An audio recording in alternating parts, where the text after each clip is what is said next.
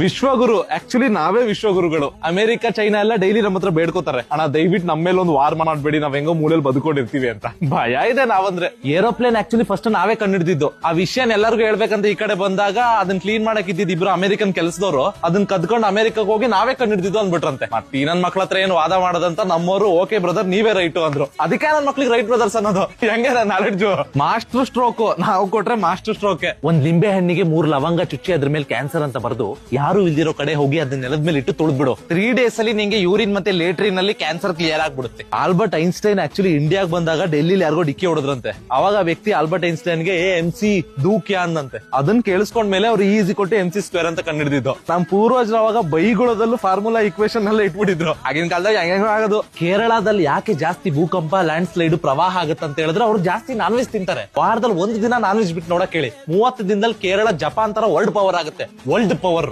Bruce Lee ಇನ್ನೂ ಬದುಕೇ ಇದಾರೆ, ಬಟ್ ಹೊರಗಡೆ ಜನ ಕಾಣಿಸ್ಕೊಳ್ಳಕ್ ಇಷ್ಟ ಇಲ್ಲ. ಸೊ ಅಂಟಾರ್ಟಿಕಾದಲ್ಲಿ ಐಸ್ ಕ್ರೀಮ್ ಮಾರ್ಕೊಂಡಿದ್ದಾರೆ. ಸ್ಟೀವ್ ಜಾಬ್ಸ್ ಸತ್ತೋಗಿರೋದೇ ಒಂದ್ ಸುಳ್ಳು. ಆಪಲ್ ಐಫೋನ್ ಅಲ್ಲಿ ಹೆಸರು ಬಿಟ್ಟು ಬೇರೆ ಏನೋ ಅಪ್ಡೇಟ್ ಆಗ್ದಿಲ್ದಿರೋದ್ ನೋಡಿ ಬೇಜಾರಾಗಿ ರಷ್ಯಾಗ ಹೋಗಿ ಆಪಲ್ ಜ್ಯೂಸ್ ಅಂಗಡಿ ಹಾಕೊಂಡು ಬದುಕ್ತಾ ಇದಾರೆ. ಅವಾಗ ಇನ್ನೊಂದು ಹೇಳ್ತೀನಿ, ಎಲ್ಲೂ ಹೇಳಕೋಬೇಡ, ಸುಭಾಷ್ ಚಂದ್ರ ಬೋಸ್ ಇನ್ನೂ ಬದುಕೇ ಇದಾರೆ. ಅಪ್ಪ ಇವತ್ತೇ ಪೂಜೆ ಇಟ್ಕೊಂಡು ಇವತ್ತೇ ನನ್ನ ಕರಿತಿದ್ದೀರಲ್ಲ. ಈಗ ಆಲ್ರೆಡಿ 8:30 ಆಯ್ತು. ನಾನು ಮಂಗಳೂರಲ್ಲಿ ಇದ್ದೀನಿ, ಹೆಂಗ್ ಬರ್ಲಿ ಅಲ್ಲಿಗೆ?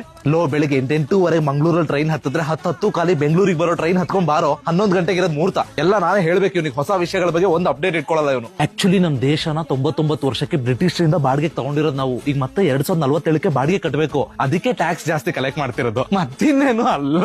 ಅಮೆರಿಕ ಯಾಕೆ ಟೆಕ್ನಾಲಜಿಲಿ ಇಷ್ಟೊಂದು ಮುಂದಿದೆ ಅಂದ್ರೆ ಅವ್ರು ಸಂಸ್ಕೃತದಲ್ಲಿ ಕೋಡಿಂಗ್ ಮಾಡ್ತಾರೆ. ನಾವ್ ಯಾಕೆ ಹಿಂದಿದೀವಿ ಅಂದ್ರೆ ನಾವ್ ಇಂಗ್ಲಿಷ್ ಅಲ್ಲಿ ಕೋಡಿಂಗ್ ಮಾಡ್ತೀವಿ. ಅಭಿವೃದ್ಧಿ ಯಾಕೆ ಆಗ್ತಿಲ್ಲ ಅನ್ನೋದಕ್ಕೆ ಆನ್ಸರ್ ನಿಮ್ ಎದುರುಗಡೆನೆ ಇದೆ. ಲೈಫ್ ಅಲ್ಲಿ ಯಾವಾಗ ನೋಡಿದ್ರು ಕಷ್ಟ ಅಂತಿರ್ತೀಯ. ಮೊನ್ನೆ ನಾನೊಂದು ಮೆಸೇಜ್ ಕಳ್ಸಿದ್ದೆ, ಅದನ್ನ 11 ಜನಕ್ಕೆ 11 ನಿಮಿಷದಲ್ಲಿ ಕಳಿಸು ಅಂತ ಹೇಳಿದ್ದೆ. ಕಳಿಸಿದ್ರೆ ನಿಂಗೆ ಇವತ್ತು ಹಿಂಗ್ ಆಗ್ತಿತ್ತಾ? ನನ್ ಮಗ ನೋಡು 11 ಜನಕ್ಕೆ ಕಳಿಸಿ ಇವತ್ತು ಇಂಡಿಯನ್ ಟೀಮ್ ಅಲ್ಲಿ 11ನೇ ಪ್ಲೇಯರ್ ಆಗಿ ಆಡ್ತಾ ಇದ್ದಾನೆ. ನಿಜಾನ ಅಂಕಲ್? BCCI ಇಂದ ಮೇಲ್ ಅಥವಾ ಪ್ರೂಫ್ ಏನಾರು ಬಂದಿತ್ತು ತೋರಿಸಿ. ನನ್ ಕ್ವಶನ್ ಕೇಳ್ಬೇಡ ಮರೆ, ಭಯ ಆಗತ್ತೆ. ನಾನು ಹೇಳಿ ಸುಮ್ನೆ ಹಂಗೆ ಒಪ್ಪು. ನನ್ ಕ್ವಶನ್ ಎಲ್ಲ ಮಾಡ್ಬೇಡ, ಭಯ ಆಯ್ತಾಯ್ತು, ಅಳ್ಬಿಡಿ ಹೋಗಿ. ಸ್ನೇಹಿತರೆ, ಈ ಯುವಕ ಮಾತನಾಡಿರುವಂತಹ ಮಾತುಗಳನ್ನ ಕೇಳಿ ವಿಶ್ವಗುರು ಅಂತ ಹೇಳಿ ಎಷ್ಟು ಚೆನ್ನಾಗಿ ವ್ಯಂಗ್ಯವಾಗಿ ನಮ್ಮ ಭಾರತದ ಸ್ಥಿತಿಯನ್ನ ಯಾವ ರೀತಿ ವಿವರಿಸಿದ್ದಾರೆ ನೋಡಿ. ಎಷ್ಟು ಚೆನ್ನಾಗಿದೆ ನೋಡಿ. ಇದು ನಮ್ಮ ಭಾರತದ ಇವತ್ತಿನ ಪರಿಸ್ಥಿತಿಯನ್ನ ಯಾವ ರೀತಿ ಎಳೆಯಾಗಿ ಬಿಡಿಸಿಟ್ಟಿದ್ದಾರೆ ಕೇಳಿ. ಇದು ನಮ್ಮ ದೇಶದ ಪರಿಸ್ಥಿತಿ. ವಿಶ್ವಗುರು, ಪತ್ರಿಕೆಗಳಲ್ಲಿ ವಿಶ್ವಗುರು, ಮೀಡಿಯಾಗಳಲ್ಲಿ ವಿಶ್ವಗುರು. ಆದ್ರೆ ಭಾರತ ಆಗ್ತಾ ಇರುವಂತಹ ಪರಿಸ್ಥಿತಿ ಯಾವ ರೀತಿ ಇದೆ ರೀ, ಯಾವ ರೀತಿಗೆ ತಲುಪಿದೆ ರೀ. ನಿನ್ನೆ $91 ರೀಚ್ ಆಗಿತ್ತು. ಈ ದೇಶದ ಕರೆನ್ಸಿ ಇವತ್ತು ಪಾತಾಳಕ್ಕೆ ಹೋಗ್ತಾ ಇದೆ. ಡಾಲರ್ ಮುಂದೆ $91 ರೀಚ್ ಆಗಿತ್ತು. ಯಾರಿಗಾದ್ರೂ ಗೊತ್ತಾಗ್ತಾ ಇದೆಯಾ? 90 ದಾಟಿತ್ತು, 91ಕ್ಕೆ ರೀಚ್ ಆಗ್ತಿದ್ರೆ 100ಕ್ಕೆ ಹತ್ತಿರ ಹಾಕ್ತಾ ಇದೀವಿ ಅಂತೇಳಿ. ಗೊತ್ತಾಗ್ತಾ ಇದೆಯಾ? ಜಗತ್ತಿನಲ್ಲಿ ಅತಿ ಹೈಯೆಸ್ಟ್ ಸಾಲ ಮಾಡಿರುವಂತಹ ದೇಶ ಯಾವ್ದಾದ್ರು ಇದ್ರೆ ಅದು ಭಾರತ ಅಂತೇಳಿ ಇವತ್ತು ನಮಗೆ ಹೆಮ್ಮೆ ಪಟ್ಕೊಳ್ಬೇಕು, ಬೆಂತಟ್ಕೊಳ್ಬೇಕು. ಅರ್ಥ ಆಗ್ತಾ ಇಲ್ಲ ನಮ್ಗೆ.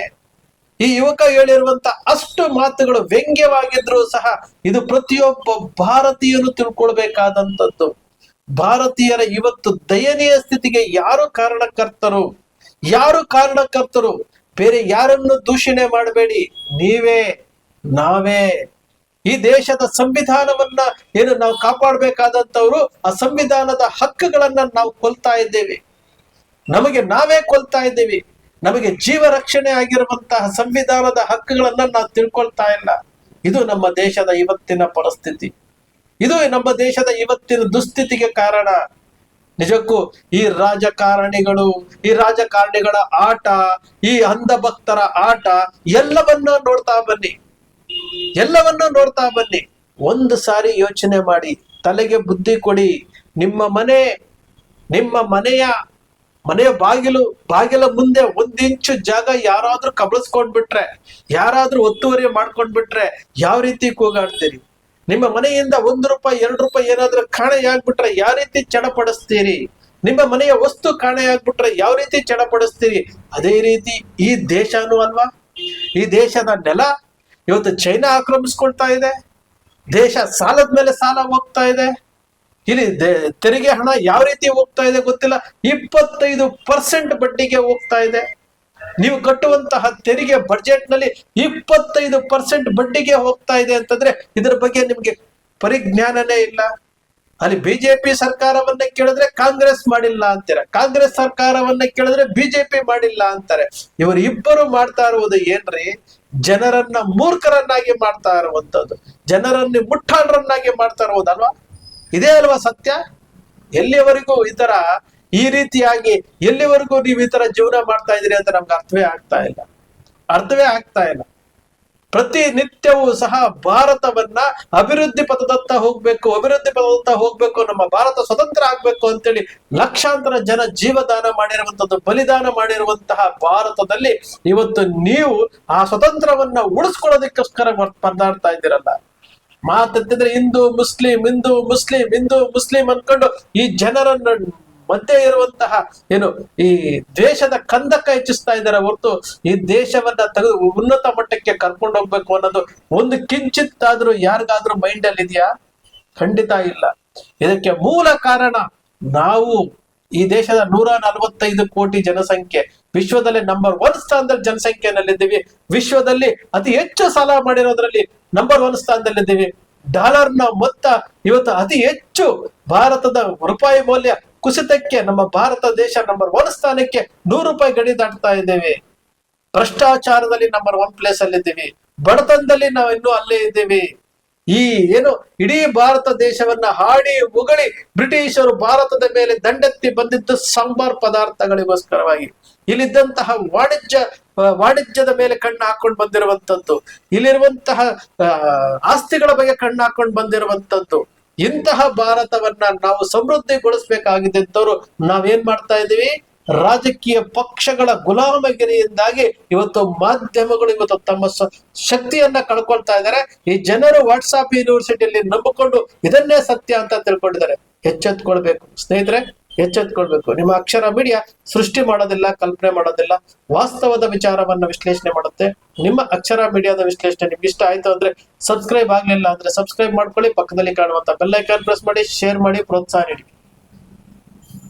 ವಿಶ್ವಗುರು ಆಕ್ಚುಲಿ ನಾವೇ ವಿಶ್ವಗುರುಗಳು. ಅಮೆರಿಕ, ಚೈನಾ ಎಲ್ಲ ಡೈಲಿ ನಮ್ಮ ಹತ್ರ ಬೇಡ್ಕೋತಾರೆ, ಅಣ್ಣ ದಯವಿಟ್ಟು ನಮ್ಮ ಮೇಲೆ ಒಂದು ವಾರ್ ಮಾಡ್ಬೇಡಿ, ನಾವ್ ಹೆಂಗೋ ಮೂಲೆಯಲ್ಲಿ ಬದುಕೊಂಡಿರ್ತೀವಿ ಅಂತ. ಭಯ ಇದೆ ನಾವಂದ್ರೆ. ಏರೋಪ್ಲೇನ್ ಆಕ್ಚುಲಿ ಫಸ್ಟ್ ನಾವೇ ಕಂಡಿಡ್ದಿದ್ದು. ಆ ವಿಷಯನ ಎಲ್ಲರಿಗೂ ಹೇಳ್ಬೇಕಂತ ಈ ಕಡೆ ಬಂದಾಗ ಅದನ್ನ ಕ್ಲೀನ್ ಮಾಡಕ್ ಇದ್ದಿದ್ದು ಇಬ್ರು ಅಮೆರಿಕನ್ ಕೆಲಸದವರು, ಅದನ್ನ ಕದ್ಕೊಂಡು ಅಮೆರಿಕಕ್ಕೆ ಹೋಗಿ ನಾವೇ ಕಂಡಿಡ್ದಿದ್ದು ಅಂದ್ಬಿಟ್ರಂತೆ. ಮತ್ತೆ ನನ್ ಮಕ್ಳ ಹತ್ರ ಏನು ವಾದ ಮಾಡೋದಂತ ನಮ್ಮವರು ಓಕೆ ಬ್ರದರ್ ನೀವೇ ರೈಟು ಅಂದ್ರು. ಅದಕ್ಕೆ ನನ್ ಮಕ್ಳಿಗೆ ರೈಟ್ ಬ್ರದರ್ಸ್ ಅನ್ನೋದು. ಹೆಂಗೆ ನನ್ನ ನಾಲೆಡ್ಜ್ ಮಾಸ್ಟರ್ ಸ್ಟ್ರೋಕ್ ನಾವು ಕೊಟ್ರೆ ಮಾಸ್ಟರ್ ಸ್ಟ್ರೋಕ್. ಒಂದ್ ಲಿಂಬೆ ಹಣ್ಣಿಗೆ 3 ಲವಂಗ ಚುಚ್ಚಿ ಅದ್ರ ಮೇಲೆ ಕ್ಯಾನ್ಸರ್ ಅಂತ ಬರ್ದು ಯಾರು ಇಲ್ದಿರೋ ಕಡೆ ಹೋಗಿ ಅದನ್ನ ನೆಲದ ಮೇಲೆ ಇಟ್ಟು ತುಳಿದ್ಬಿಡು. 3 days ಅಲ್ಲಿ ನಿಂಗೆ ಯೂರಿನ್ ಮತ್ತೆ ಲೇಟ್ರಿನ್ ಅಲ್ಲಿ ಕ್ಯಾನ್ಸರ್ ಕ್ಲಿಯರ್ ಆಗ್ಬಿಡುತ್ತೆ. ಆಲ್ಬರ್ಟ್ ಐನ್ಸ್ಟೈನ್ ಆಕ್ಚುಲಿ ಇಂಡಿಯಾಗ್ ಬಂದಾಗ ಡೆಲ್ಲಿಲಿ ಯಾರಿಗೋ ಡಿಕ್ಕಿ ಹೊಡೆದ್ರಂತೆ. ಅವಾಗ ಆ ವ್ಯಕ್ತಿ ಆಲ್ಬರ್ಟ್ ಐನ್ಸ್ಟೈನ್ ಗೆ MC ದೂಕ್ಯ ಅಂದಂತೆ. ಅದನ್ನ ಕೇಳಿಸ್ಕೊಂಡ್ ಮೇಲೆ ಅವ್ರು E=mc² ಅಂತ ಕಂಡಿಡಿದ್ದು. ನಮ್ ಪೂರ್ವಜರು ಅವಾಗ ಬೈಗುಳದಲ್ಲೂ ಫಾರ್ಮುಲಾ ಈಕ್ವೇಶನ್ ಎಲ್ಲ ಇಟ್ಬಿಟ್ಟಿದ್ರು. ಆಗಿನ ಕಾಲದಾಗ ಹೆಂಗ ಆಗೋದು. ಕೇರಳದಲ್ಲಿ ಯಾಕೆ ಜಾಸ್ತಿ ಭೂಕಂಪ, ಲ್ಯಾಂಡ್ ಸ್ಲೈಡ್, ಪ್ರವಾಹ ಆಗುತ್ತೆ ಅಂತ ಹೇಳಿದ್ರೆ ಅವ್ರು ಜಾಸ್ತಿ ನಾನ್ ವೆಜ್ ತಿಂತಾರೆ. ವಾರದಲ್ಲಿ 1 ದಿನ ನಾನ್ ವೆಜ್ ಬಿಟ್ಟು ನೋಡಕ್ ಹೇಳಿ. 30 ದಿನದಲ್ಲಿ ಕೇರಳ ಜಪಾನ್ ತರ ವರ್ಲ್ಡ್ ಪವರ್ ಆಗುತ್ತೆ. World power. ಬ್ರೂಸ್ಲಿ ಇನ್ನೂ ಬದುಕೇ ಇದಾರೆ, ಬಟ್ ಹೊರಗಡೆ ಜನ ಕಾಣಿಸ್ಕೊಳಕ್ ಇಷ್ಟ ಇಲ್ಲ. ಸೊ ಅಂಟಾರ್ಟಿಕಾದಲ್ಲಿ ಐಸ್ ಕ್ರೀಮ್ ಮಾರ್ಕೊಂಡಿದ್ದಾರೆ. ಸ್ಟೀವ್ ಜಾಬ್ಸ್ ಸತ್ತೋಗಿರೋದೇ ಒಂದ್ ಸುಳ್ಳು.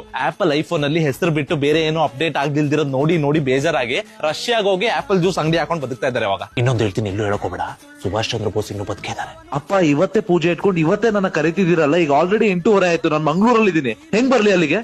ಬೆಳಿಗ್ಗೆ 8:08 ಮಂಗ್ಳೂರಲ್ಲಿ ಟ್ರೈನ್ ಹತ್ತಿದ್ರೆ 10 ಕಾಲಿ ಬೆಂಗಳೂರಿಗೆ ಬರೋ ಟ್ರೈನ್ ಹತ್ಕೊಂಡ್ ಬಾರೋ. 11 ಗಂಟೆಗೆ ಇರೋದು ಮುಹೂರ್ತ. ಎಲ್ಲ ನಾನೇ ಹೇಳ್ಬೇಕು ಇವನಿಗೆ ಹೊಸ ವಿಷಯಗಳ ಬಗ್ಗೆ ಒಂದು ಅಪ್ಡೇಟ್ ಇಟ್ಕೊಳ್ಳಲ್ಲ ಇವನು. ಆಕ್ಚುಲಿ ನಮ್ ದೇಶನ 99 ವರ್ಷಕ್ಕೆ ಬ್ರಿಟಿಷರಿಂದ ಬಾಡಿಗೆ ತಗೊಂಡಿರೋದು ನಾವು. ಈಗ ಮತ್ತೆ 2047ಕ್ಕೆ ಬಾಡಿಗೆ ಕಟ್ಟಬೇಕು. ಅದಕ್ಕೆ ಟ್ಯಾಕ್ಸ್ ಜಾಸ್ತಿ ಕಲೆಕ್ಟ್ ಮಾಡ್ತಿರೋದು, ಮತ್ತಿನ್ನೇನು ಅಲ್ಲ.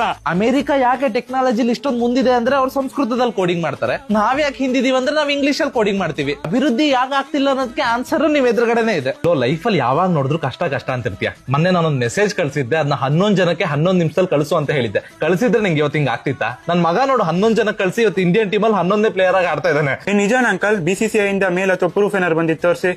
ನನ್ ಕ್ವಶನ್ ಕೇಳ್ಬೇಡ ಮರೆ, ಭಯ ಆಗತ್ತೆ. ನಾನು ಹೇಳಿ ಸುಮ್ನೆ ಹಂಗೆ ಒಪ್ಪು. ನನ್ ಕ್ವಶನ್ ಎಲ್ಲ ಮಾಡ್ಬೇಡ, ಭಯ ಆಯ್ತಾಯ್ತು, ಹೇಳ್ಬಿಡಿ ಹೋಗಿ.